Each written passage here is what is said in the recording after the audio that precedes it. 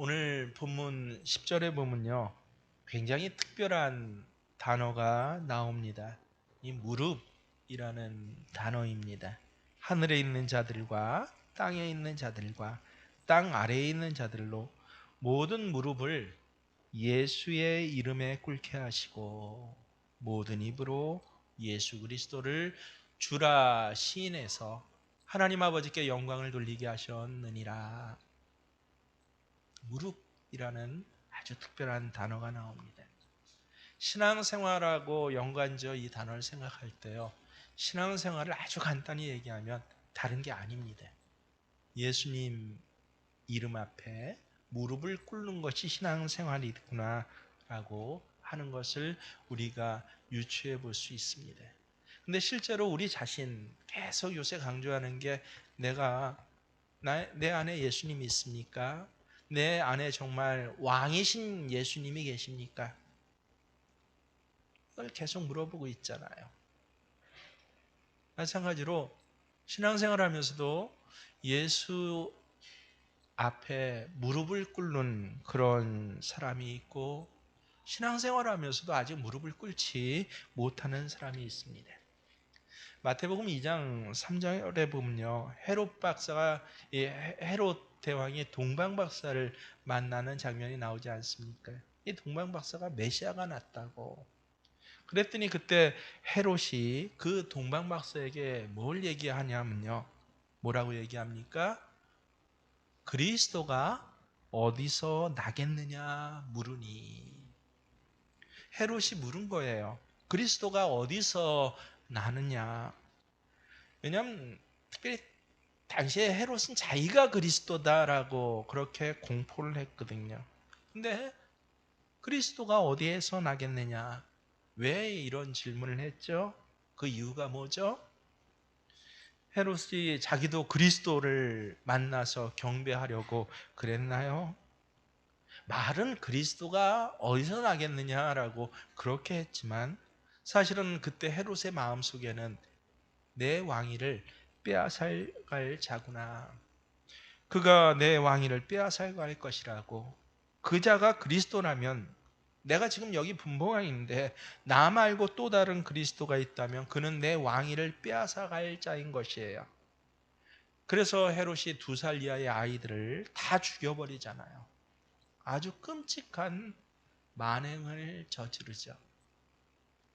여러분, 입으로는 예수를 주여 주여 그리스도다 그리스도다 하면서도 실제 마음으로는요, 예수님이 빼앗아갈 자, 나 좋은 거 빼앗아갈 자라고 생각하면서 그걸 신앙생활이라고 하는 그런 믿음이 있어요. 예수를 믿는 사람들이 실제 그래요.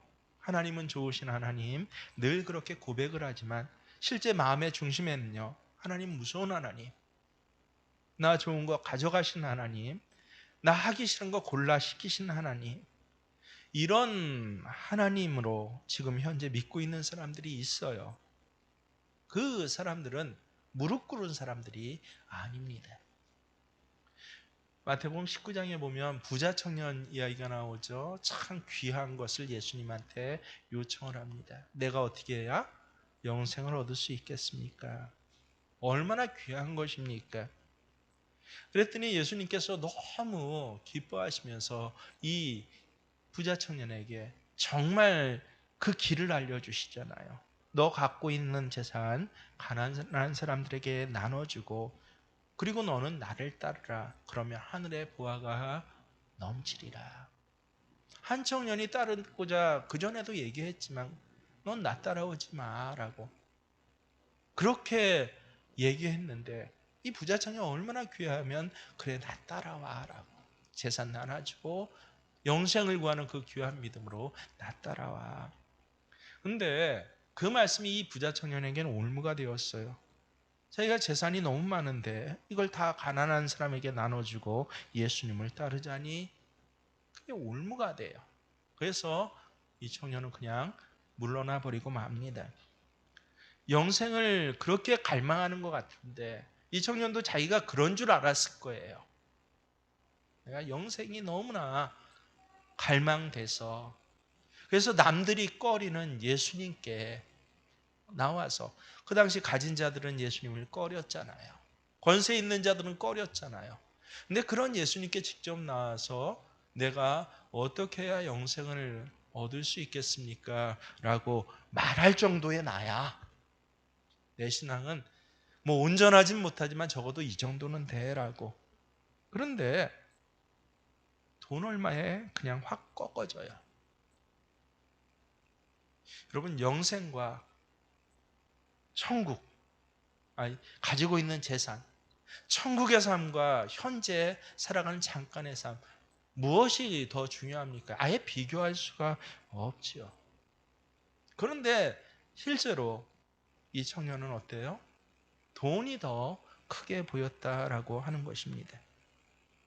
지금도 예수 믿는 사람 중에 정말 영생과 하나님 나라보다 돈이나 세상 성공이 실제로는 더 크게 보이는 사람이 많이 있습니다.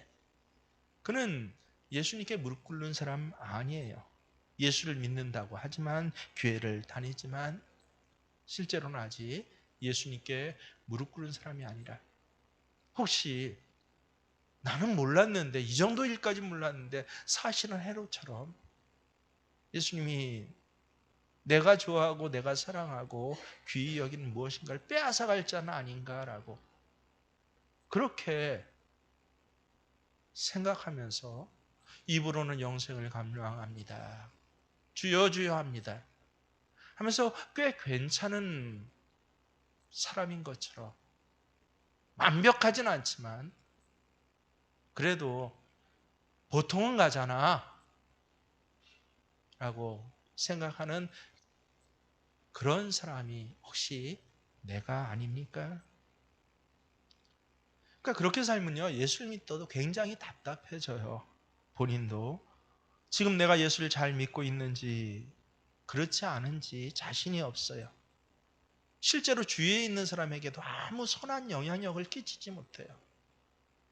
오히려 남편에게, 자식들에게 어때요? 짐이 되고 벽이 돼요. 저는 그런 사람들 많이 봤어요. 그래서 제가 사실은 저희 가정에서 첫 신앙이거든요. 그리고 이 신앙을 가지기 위해서 정말 얼마나 힘들었는지 모릅니다. 한마디로 매 맞으면서 교회 나왔거든요. 교회 가지 말라고. 그걸 고등학교 3학년 때까지, 중학교 2학년 5년을 갔다가 그렇게 뒤로 갈수록 더 심해졌는데, 이 교회 가서 야, 엄마 아빠가 집사인 친구들이 많아요. 얼마나 부러운지 몰라요. 우리 엄마도 우리 아빠도 교회 다녀서 그렇게 교회에서 한 자리에서 함께 예배드리면서 공동식사 함께 하면서, 야, 그 귀한 시간을 나 딱 한번 맛보고 싶어요 라고 너무너무 부러워했는데요. 근데 제가 실제로 성경을 공부하고 또 목회자의 길에 전도사로 그렇게 들어서고 보니까 깨달아진 것이, 야, 그게 복이 아니구나. 어떤 사람에겐 복이 아니라 심각하게 말하면 저주와 같아요.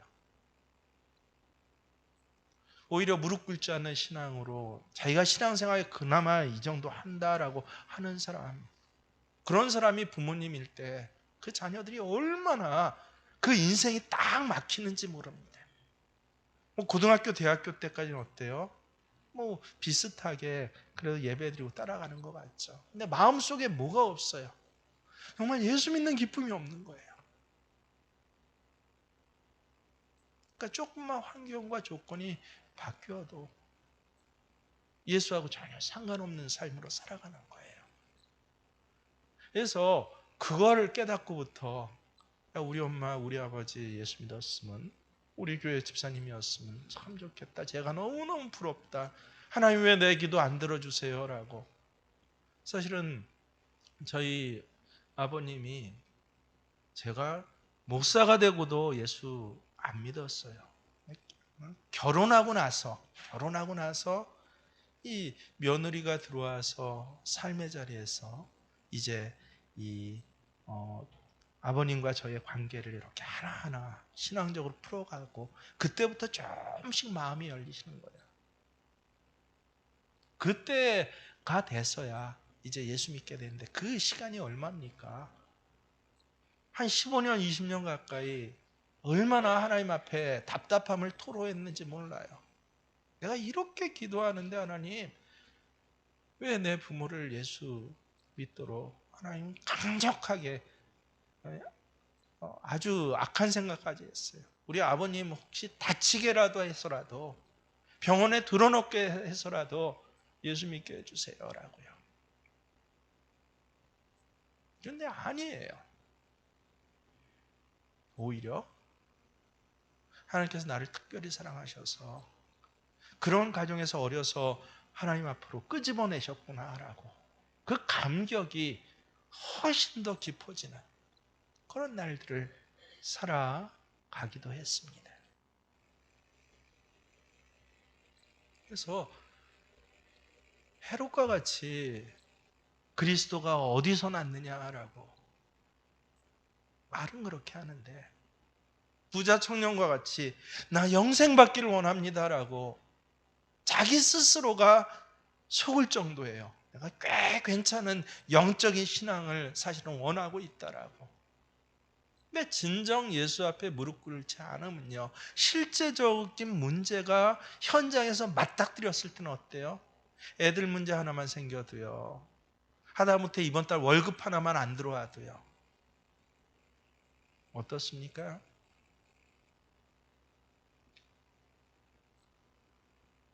그것보다 월급이 더 급해요. 그것보다 애 학교 성적 좀 올라가는 게 훨씬, 영적으로 예수님 앞에 참 귀한 아이로 크는 것보다 그게 훨씬 더 좋아요. 그러면 오히려 벽이 되죠. 막힘이 되죠. 아무 영향력을 주변이 아니라 가족에게조차 끼치질 못해요. 우리가 세상 살다 보면 실제로 무릎을 꿇을 때가 있습니다. 전쟁을 할 때 적군에게 무릎을 꿇고 포로가 되는 아주 비참한 일을 우리가 지금 세상에서도 보잖아요. 얼마나 끔찍합니까? 그래서 우리가 무릎 꿇는다라고 하는 말 자체가 굉장히 부정적인 느낌을 가져다 줍니다. 운동 경기를 하는데 상대방에게 졌어요. 그때도 무릎 꿇었다라고 표현하죠. 학교에서 공부를 하는데 성적이 안 좋아서 그만 같은 이 반 아이들 사이에서 무릎을 꿇는 경우도 있죠. 직장에서 승진 경전에 뒤처져서 무릎 꿇는 경우도 있어요. 우리가 세상 사는 동안 참 마음 아픈 일들이에요. 무릎 꿇는다라고 하는 것은요, 그렇게 일반적으로 알고 있지만 사실은요, 무릎 꿇는다라고 하는 것이 꼭 나쁜 것만은 아닙니다. 여러분 모두가 경험해 보았을 거예요. 그리고 반드시 경험하실 거예요. 사랑하는 자매 앞에 형제가 무릎 꿇고 나와 결혼해 주세요라고 프로포즈 할 때 그 형제의 가슴에는 정말 행복의 종이 울리는 것이죠. 인생의 기간 동안에 그 무릎 꿇는 순간, 그 한순간이 얼마나 귀하고 감격적입니까?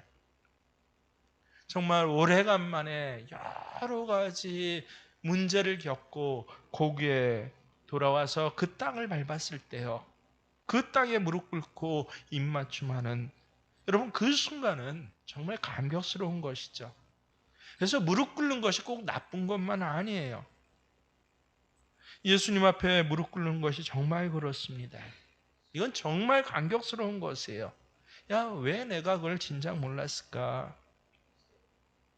김영석 권사님, 말씀 듣는데 방해가 됩니다.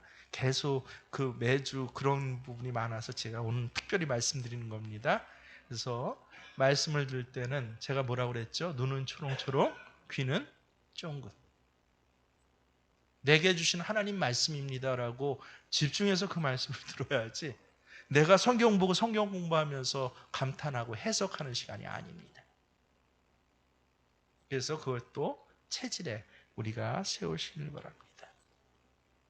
그래서 예수 앞에 무릎 꿇는 경험, 그 경험이 특별히 인생의 한 기억으로, 한순간으로 그 감동을 느낀 사람들은 하나같이 저도 그렇게 고백해요. 야, 그 전까지 왜 내가 그걸 몰랐을까? 왜 이 눈이 안 열렸을까? 돈은 벌어야 되는 줄 알고 승진해야 되는 줄 알고 공부 많이 해야 되는 줄 알고 왜 내가 내 눈에는 그때까지 그것밖에 안 보였을까? 내가 조금이라도 일찍 예수님께 무릎 꿇었다면 그렇다면 내 인생이 달라지고 우리 가족들의 삶이 다 달라졌을 텐데 여러분 그런 눈이 정말 열리셔야 돼요. 오늘 우리가 예수 믿으면서도요 이런 눈이 열리지 않을 땐 반드시 동반하는 게 뭐예요? 온전히 드리지 못하는 분이 반드시 있더라라고 하는 것입니다. 예수를 믿고 예수를 주님이라고 하지만 예수님이 주님 되지 못하세요. 지난주에 예수가 나의 왕입니다라고 했잖아요. 근데 왕이 되지 못하세요. 그냥 보조자 역할을 하는 것이 훨씬 더 좋고 내게 기쁨 된다라고 하는 그런 생각을 가질 수 있습니다. 주님이 왕이 되지 못하고 주인 되지 못하는 그런 영역들이 내 속에 있어요. 아, 내가 아직도 이건 다른 말로 하면 주님 앞에 온전히 무릎 꿇지 못한 영역이 있구나라고 오늘 이 시간 성령께서 여러분에게 그것을 깨닫게 하시고 그걸 여러분이 주님 앞에 내려놓으시고 실제로 무릎 꿇으시는 시간이 되시길 축원합니다. 사도 바울이 다 주님 앞에 무릎 꿇고 내어드렸던 것을 어떤 심정으로 이야기하냐면요. 빌립보서 3장 7절에서 9절에 보면 그러나 무엇이든지 내게 유익하던 것을 내가 그리스도를 위하여 다 해로 여길 뿐더러 여러분 이 해로 여겼다라고 하는 말 추상적으로 듣지 마세요. 지금 여러분 내 발밑에 뱀이 돌아다니고 있다고 한번 해보세요. 다 어떻게 하시겠죠? 아마 으악 소리를 지르면서 의자 위로 뛰어오를 분들 거의 대부분이 그럴 것입니다. 그게 바로 해로 여겼다라는 원래 뜻이에요. 아, 징그럽고 무서워요. 해로 여겼다는 말. 그저 도덕경에 나오는 군자의 심정처럼, 그죠? 야, 악한 것은 보지 않고 마음의 중심 이게 아니에요. 발밑에 뱀이 지나가는 것처럼 화들짝 놀라서 그렇게 그것으로부터 떨어지고 뛰어오르는 의자 위로 뛰어오르는 그 심정, 그 현상 이게 바로 해로 여겼다라고 하는 말인 것입니다. 뭔가로 해로 여긴다. 또한 모든 것을 해로 여김은 내 주 그리스도 예수를 아는 지식이 가장 고상하기 때문이라. 내가 그를 위하여 모든 것을 잃어버리고 배설물로 여김은 여러분 배설물로 버렸다. 이것도 추상적으로 생각하지 마세요. 말씀 그대로 받아들이는 연습을 저는 요새 오히려 하고 있거든요. 글자 그대로. 제가 문자주의자가 돼서가 아닙니다. 야, 이게 점점 예수 그리스도 앞에 구체적으로 다가가는 그러한 표지구나라는 것을 점점 깊이 깨닫게 돼요. 배설물로 버리다. 여러분 어떻게 이걸 받아들이고 있습니까? 한 2개월 전인가요? 그때는 이 말씀을 준비하지 않았지만 이 말씀을 준비하면서 한 2주 전부터 제가 딱 떠오른 장면이 있어요. 배설물로 여기다. 성경을 찾으면 정말 그 뜻이 맞더라고요. 뭐처럼 여겼다? 여러분 건강검진 받을 때 사전에 뭐 봉투 들고 가죠? 대변 봉투 들어가잖아요. 요새 대변 봉투에 체변하려고 하면 어떻게 해야 돼요? 조금 민망한 이야기는 되긴 한데 여러분 어떻게 체변해 갖고 대변 봉투 가지고 가십니까? 다 수세식이잖아요. 근데 어떻게 체변을 하죠? 따로 비닐봉투나 뭐를 따로 꺼내놓고 거기에 아주 불편한 자세로 변을 보고 그리고 그걸 어떻게 해요? 체변하기 위해서 아니 내가 내 몸에서 나온 변인데도 불구하고 어떻게 해요? 아주 인상을 쓰고 코를 막으면서 혹시나 묻을까 아주 조심스럽게 체변을 한 다음에 문제는 그 나머지는 어떻게 하십니까? 너무 민망하세요? 그거예요. 배설물로 버렸다. 바로 성경 말씀의 배설물이 바로 그것입니다. 그걸 어떻게 여기시죠? 근처에 가기도 혹시 묻기라도 할까봐 아주 지저분하고 더러워요. 내 몸에서 나온 건데 배설물로 여기는 것. 그리스도를 얻고 그리스도 앞에 무릎 꿇는 것, 이건 다른 말로 하면 뭐예요? 이전에 좋아하던 것이 무서워요. 깜짝 놀래요. 징그러워요.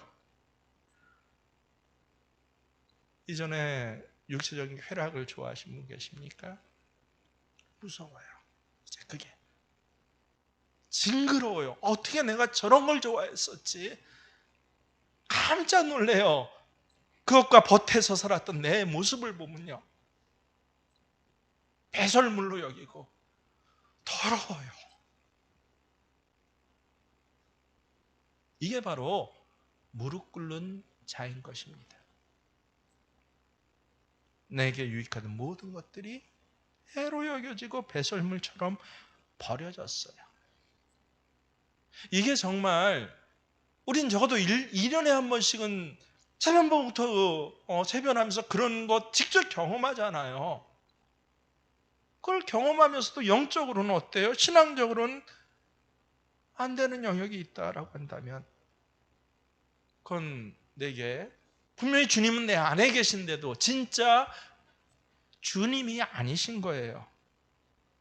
그러다 보니까 그 주님이 내게 역사를 못 하시는 것입니다. 지난주 그랬죠? 역사는 누가 하는 거다? 왕이 하는 것이 역사예요. 종이 하는 게, 비서가 하는 게 역사가 아닙니다. 예수님을 왕으로, 주인으로 모시지 않은 사람은요, 삶의 자리에서 자기 심정이 어떻든지, 입술의 고백이 어떻든지, 그래서 역사가 없어요.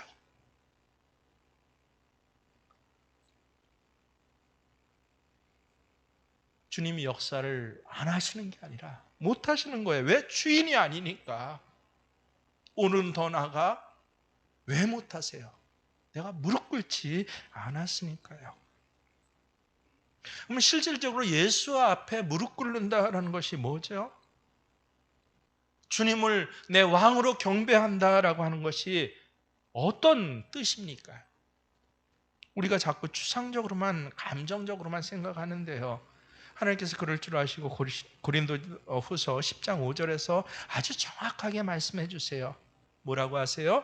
하나님 아는 것을 대적하여 높아진 것을, 네, 그 전에 높아진, 이렇게 하는 게 세상살이 잘하는 거야, 이런 게 현명한 거야, 신앙생활은 이렇게 한 거야, 이 모든 것을 다 무너뜨리고 모든 생각을 사로잡아 그리스도에게 복종하게 하니. 무릎 꿇는 것이 바로 이것이에요. 예수 그리스도의 생각 앞에 내 생각을 복종하게 하는 것. 이것이 오늘 여러분에게 주님이 원하시는 것입니다. 여러분, 요한복음 6장에 보면 오병이어의 기적이 나옵니다. 근데 이 오병이어의 기적을 우리가 복음서를 자세히 보면 예수님께서 굉장한 목적을 가지고 분명히 의도해서 이 사건이 일어났다라고 하는 것을 알 수 있어요. 그냥 눈앞에 보이는 많은 사람들이 배고픈 것이 불쌍해서, 그래서 그 5천 명을 넘는 그 불쌍하고 배고픈 무리들이 안타까워서 이런 뜻으로 일어난 기적이 아니다라고 하는 것입니다. 가만히 6장을 읽고 또 읽어보면요, 그 전에 알지 못했던 아주 쉬운 단어들이에요, 사실은요. 근데 내 눈에 안 보였어요.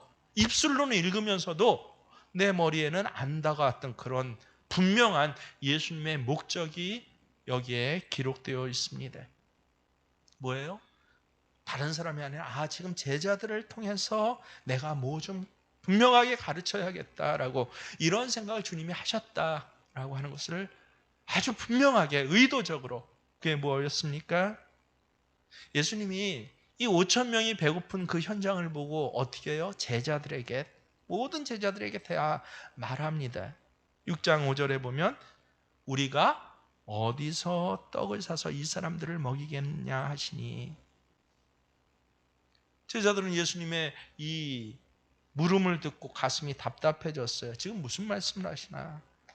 아니, 이렇게 많은 사람들을 어디서 떡을 사서, 아주 분명하게는요, 떡 살 돈도 없는데, 돈이 있더라도 도대체 한꺼번에 어디서 이 많은 사람들을 먹일 수 있는 떡을 살 수 있겠냐고 묻는 예수님 앞에 오히려 가슴이 팍 막히고 답답했잖아요. 지금 예수님 무슨 말씀을 하시는 거야? 라고요.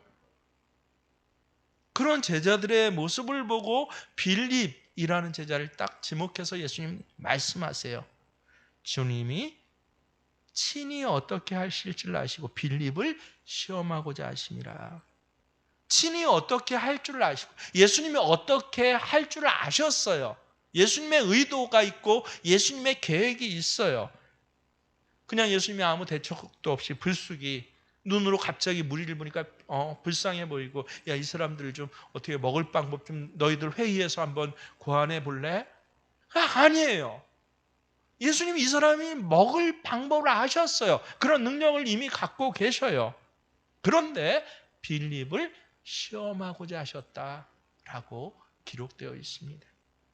유독 왜 빌립입니까? 나중에 점점 깨닫게 되는 게, 빌립이 굉장히 똑똑한 사람이었다라고 하는 것이에요. 예수님 제자 12명이죠. 이 제자 중엔 굉장히 똑똑한 제자로 구분되는 제자들이 복음서에 분명히 따로 기록되어 있습니다. 세 제자가 나오는데, 가룟 유다, 그리고 한 사람이 빌립, 한 사람이 도마라는 제자예요. 이런 사람들은 굉장히 똑똑한 제자예요. 제자 중에서도. 그 중에 바로 빌립에게 물으셨어요. 물으신 게 아니라 뭐 하셨다? 시험하고자 하셨다라고요. 뭐라고 시험하셨습니까? 분명히 말씀을 잘 보세요. 어디에서 떡을 사서 이 사람을 먹이겠느냐. 예수님 그 목적을 갖고 그렇게 똑똑한 빌립에게 물었어요. 무언가를 가르쳐 주기 위해서. 예수님 예상대로 빌립은 굉장히 재빨리 대답을 합니다. 빌립이 대답하되, 각 사람으로 조금씩 받게 할지라도 200데나리온의 떡이 부족하리이다.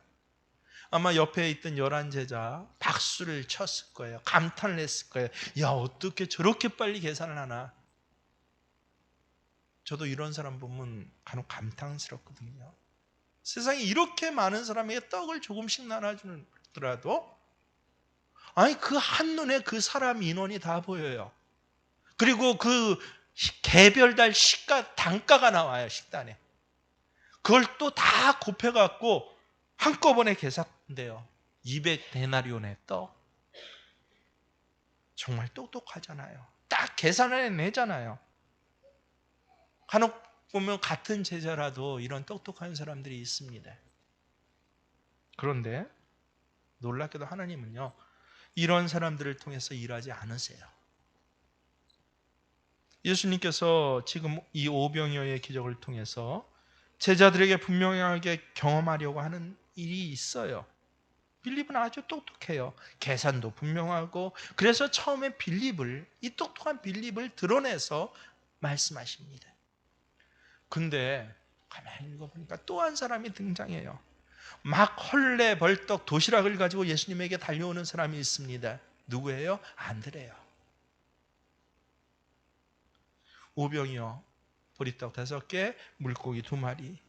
어떤 소년, 엄마가 점심 먹으라고 싸준 그 도시락을 어떻게 했는지 모르겠지만 전달받아서 그걸 가지고 예수님께 달려오는 것이에요.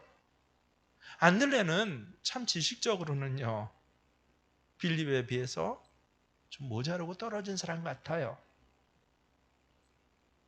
여러분, 실제로 여러분 같으면 어떻게 생각하겠습니까? 빌립 같은 사람은요, 그런 도시락 10개가 있어도 안 가지고 와요. 가져와 봐야 그걸 가지고 뭐 해요?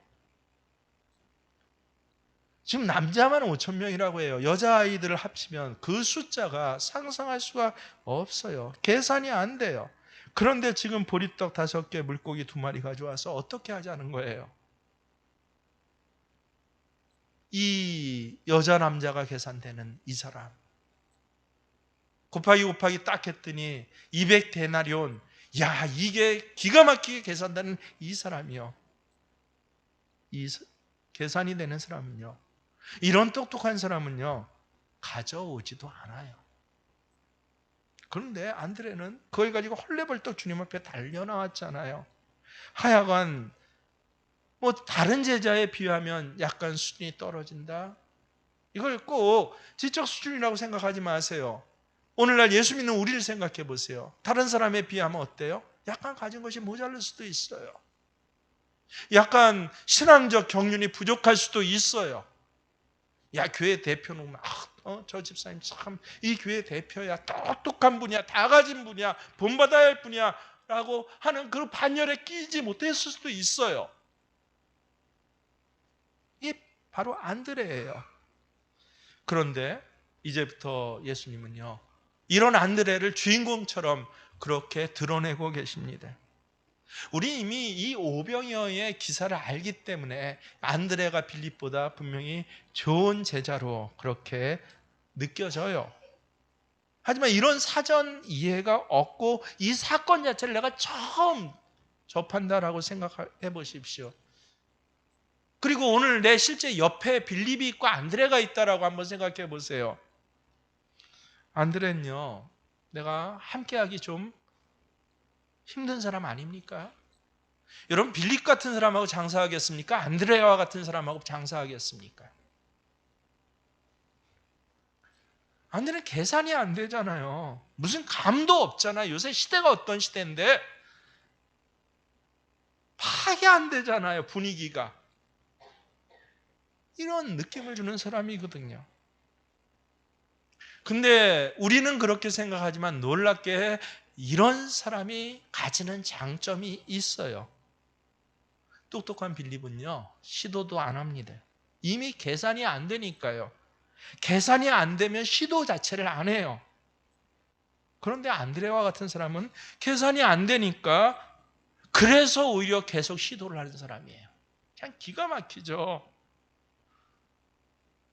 계산이 안 되니까 어떻게 할 수가 없으니까 오병이어 이 도시락 하나를 가지고 예수님께 달려오잖아요. 놀랍게 거기에서 역사가 일어나더라. 주님이 바로 이 의도를 가지고 이 일을 하고 계신 것이에요. 왜 그런 줄 아세요? 앞으로 예수님이 부활 승천하고 나서 제자들이 살아가야 할 신앙의 자리에는 이러한 일들이 계속적으로 일어나니까요. 실제로 제자들은 수도 없이 이런 상황을 사도행전부터 만나게 됩니다. 먹일 무리는 5천 명인데 가지고 있는 것은 떡 조그만 거 5덩어리, 물고기 2마리밖에 없는 그런 상황이에요. 도무지 계산이 안 돼요. 도무지 할 수도 없는 일이에요. 바로 그런 상황에서 바로 그런 예수 믿는 사람들 중에서 빌립 같은 사람도 있고 안드레와 같은 사람도 있을 거다라고 그걸 아시고 그걸 가르쳐 주시는 거예요. 빌립 같은 사람 똑똑하고 계산도 잘하고 그런 점에 있어 굉장히 뛰어난 사람이죠. 그런데 이 빌립은 전혀 주님이 원하시는 것, 계획하시는 것에 대해서는 도무지 그 마음에 없어요. 그런데 안드레는요, 가진 것이 좀 부족하고 실력이 좀 떨어지고 계산도 잘 안 되고 그런데 이 안드레의 가슴 속에는 오직 하나밖에 없어요. 그게 무엇입니까? 예수님께서 이 무리를 먹이시기를 원하신다 라고 하는 이 예수님의 마음이요. 이 예수님의 심정을 동감하고 있는 거예요. 어떻게 할지는 잘 모르겠어요. 그렇다고 안드레가 아주 생각이 없는 사람입니까? 아니에요. 요한복음 6장 9절에 보면요. 여기 어린아이가 있어 보리떡 5개 물고기 2마리를 가지고 왔나이다. 그리고 뭐라고 그래요? 그러나 그것이 이 많은 사람들에게 얼마나 되겠사옵나이까. 안드레도 자기 생각이 분명히 있어요. 아예 계산을 못하는 지적 수준이 떨어진 그런 사람은 아니라는 것이에요.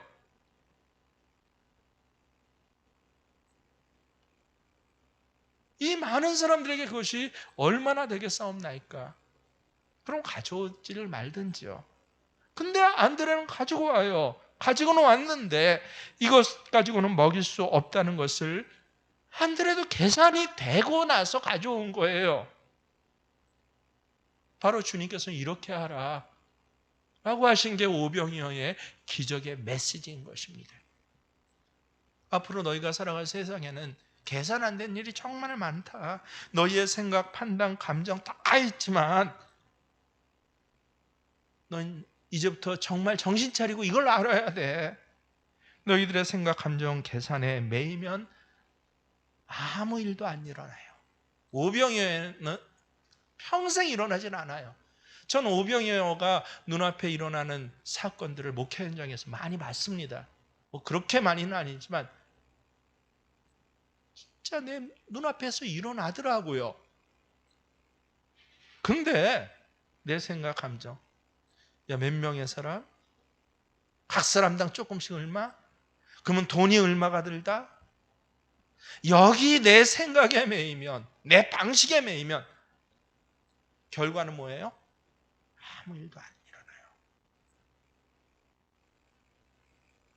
베세다 언덕에서만 아무 일도 안 일어나는 게 아니라 내 가정에서 아무 일도 안 일어나요. 내 자식들에게 아무 일도 안 일어나요. 내 남편에게 아무 일도 안 일어나요. 왜?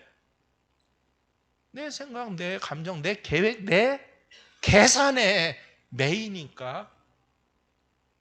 그게 주인이니까. 예수님을 안 믿는 게 아니에요. 하지만 그게 주인이니까 예수님이 역사를 못 하세요. 안드레처럼 계산도 안 되고 도무지 이루어질 것 같지도 않지만, 근데 집중하고 있는 게 뭐예요? 주님이 원하시는 거. 야, 이 무리들을 먹이시는 거야. 주님이 하고 싶어 하는 것. 그러면 오병이어라도 도시락 하나라도 한번 가져가 보지 뭐. 놀랍게도 이 사람을 통해서 주님께서는 역사하십니다. 이게 바로 예수님께 완전히 무릎 꿇는 사람. 생각이 없어서가 아니에요. 그것 갖고 되겠습니까? 하지만 그것 갖고 주님 앞에 달려오는 거. 왜? 주님이 원하시니까. 내 감정도 있지만, 내 판단도 있지만, 나도 계산은 잘하지만 다 꺾어버리고, 그리고 주님 지금 내게 오세요. 이렇게 하는 사람, 바로 그 사람을 통해서 역사가 일어나더라. 예수님, 우리에게 분명히 제가 그랬잖아요. 내 마음속에 예수님이 안 계시면요, 여러분 오늘 이 자리에 오지도 못해요. 그걸 알아야 돼요. 하지만 예수님께서 계속 문을 두드리고 계신대요. 요한계시록 3장 20절에 보면 예수님께서 문을 두드리고 계신다. 아, 나 예수님 영접하고 이미 그것은 끝난 일이잖아요. 했잖아요. 내 마음에 계시는. 근데 왜 내 마음을, 그 문을 또 두드리세요? 예수님께서 우리가 무릎 꿇기를. 그래서 문을 열면이 바로 그 뜻이에요. 예수 처음 믿는다는 소리가 아니라 내 마음 문을 두드리고 계신 그 예수님 앞에 내 생각, 내 의지, 내 고집을 다 사로잡아서, 그래서 옆으로 비껴놓고 어떻게 해요? 예수님 마음에 따라 내가 순종하면, 이게 바로 무릎 꿇는다라는 원래 의미인 것입니다. 오늘 이 시간 여러분이 주님, 저는 이제부터 정말 무릎 꿇어 볼게요 라고 주님이 스치듯이라도 말씀해 주세요. 이게 주님의 생각이 아니신가? 여러분, 스치실 때가 있잖아요. 내 판단, 내 계산이 분명히 있지만 사실은 이게 주님이 원하시는 것이 아닌가? 주님이 이게 원하는 거라면 내가 순종해 보겠습니다라고. 5천 명이 앞에 있을지라도 도시락 하나 갖고 헐레벌떡, 주님 이거라도요 할 수 있는 그런 일주일의 삶의 자리가 되기를 원합니다라고 여러분 이렇게 결단하는 이 순간 그때 마음문이 열리는 거예요. 내 마음이 열려져요. 오늘 이 귀한 성령께서 주신 은혜가 여러분에게 그대로 있어지기를 주의 이름 축원합니다. 일주일에 삶의 자리 살아가면서 정말 마음문을 열어보세요. 제발요. 그냥 지나가지 말고, 그러면 어쩌면 평생 반복될지 몰라요. 그 예배드린 것 자체가 힘들고 지겨워져요. 무서워요. 하나님이 뺏어갈까 봐. 유익한 걸 해로 여기고 무서워하던 게 아니라 전에 유익하던 거. 하나님이 해로 여겨지고 예수님이 무서워지는 그런 사람은 언제까지 반복하실 것입니까? 점점 언제까지 우리 가정 예수 믿는데 왜 이렇게 실제로 우리 가정에 역사가 안 일어납니까? 내 신앙생활에 역사가 안 일어납니까? 이것에 대해서 참 오늘 성령이 나를 애통하게 하시고 내 예수 믿는 모습을 애통하게 하시고 동시에 성령께서 마음을 엽니다. 내 무릎을 꿇습니다. 모든 하나님을 대적하고 하나님에 대해서 계산했던 모든 생각을 다 사로잡아 예수의 이름 아래 복종하며 예수님께 순종하는 삶을 이번 주에 나 한 사건 한 자리에서라도 내가 살아가겠습니다. 결단하실 때 주님께서 오병이어의 사건 같은 사건들을 분명히 여러분의 눈에 보여주시기를 주의 이름으로 축원합니다.